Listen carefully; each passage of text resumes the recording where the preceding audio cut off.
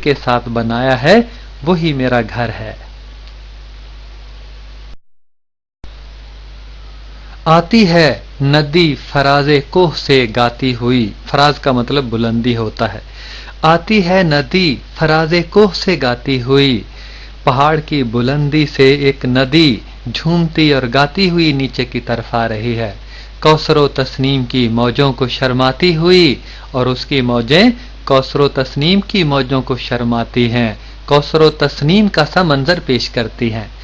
آئینہ سا شاہد قدرت کو دکھلاتی ہوئی، اور قدرت کی رنگینی کا جو مشاہدہ کرتا ہے اس کو آئینہ دکھاتی ہوئی اپنی منزل کی طرف رواں دواں ہے وہ ندی، اور سنگے راہ سے گاہ بچتی گاہ ٹکراتی ہوئی، اور کبھی راستے میں پڑے ہوئے پتھروں سے بچتی ہے اور کبھی ان سے ٹکراتی ہوئی آ رہی ہے، اپنی منزل کی طرف رواں دواں ہے۔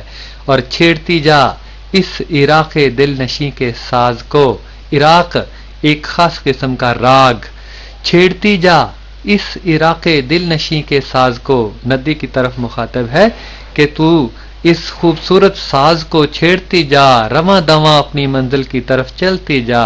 اے مسافر، ندی کو مسافر سے تشبیہ دی ہے کیونکہ اس کا پانی ایک جگہ سے چلتا ہے اور دوسری جگہ پہنچتا ہے۔ اے مسافر، دل سمجھتا ہے تیری آواز کو۔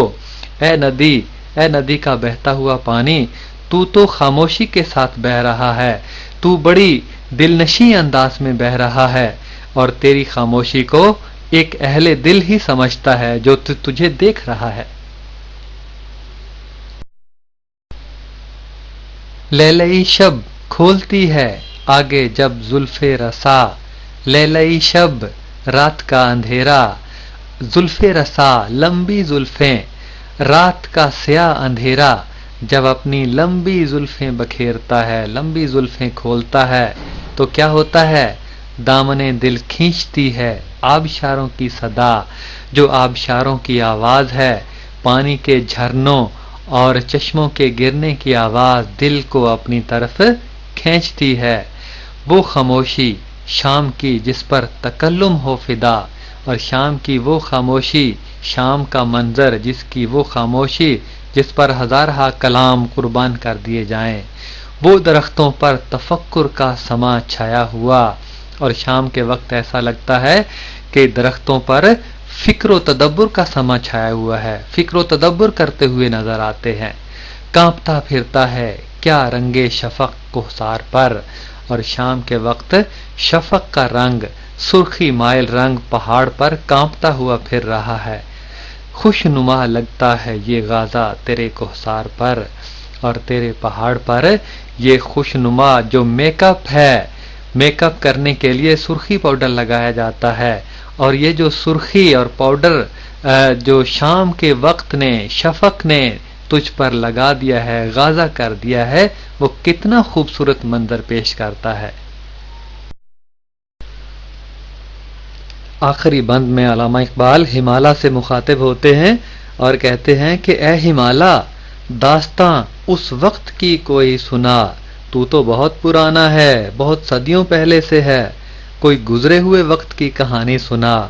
مسکن آبائے انسان جب بنا دامن تیرا، اور جب تیرے دامن پر آ کر انسان نے آبادی کا آغاز کیا، انسان نے بسنا شروع کیا، کچھ بتا اس سیدھی سادی زندگی کا ماجرا، اور اس وقت تو لوگ سیدھے سادے ہوا کرتے تھے، تو ہی ان کی کوئی کہانی سنا مجھے۔ آج تو لوگوں میں بہت بل اور فریب آ گئے ہیں، داغ جس پہ غازۂ رنگے تکلف کا نہ تھا، اور اس وقت لوگ میک اپ سے آشنا، مصنوعی تکلفات سے واقف نہیں تھے۔